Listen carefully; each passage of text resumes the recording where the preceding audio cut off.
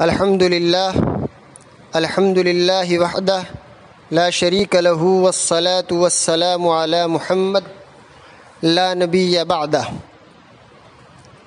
میرے محترم بزرگوں اور دوستو، آج ہم ایام تشریق اور تکبیر تشریق کے تعلق سے بات کریں گے۔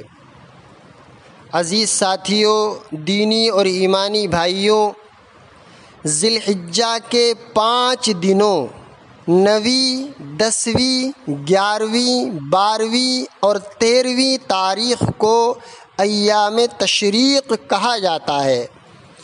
ان دنوں میں یعنی 9ویں ذی الحجہ کی فجر سے 13ویں ذی الحجہ کی عصر تک ہر نماز کے بعد 1 مرتبہ تکبیر تشریق یعنی اللہ اکبر لا الہ الا اللہ اللہ اکبر وللہ الحمد بلند آواز سے پڑھنا ہر نمازی کو، خواہ وہ جماعت سے نماز پڑھ رہا ہو یا وہ اکیلے نماز پڑھ رہا ہو یا وہ مسافر ہو، چاہے مقیم ہو، مرد ہو یا عورت ہو، سب پر واجب ہے۔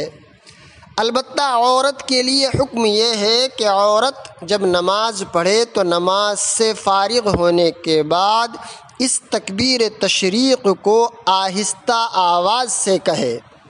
دعا کریں کہ اللہ تعالی ہم تمام کو عمل کی توفیق عطا فرمائے۔ آمین ثم آمین، وآخر دعوانا ان الحمد للہ رب العالمین۔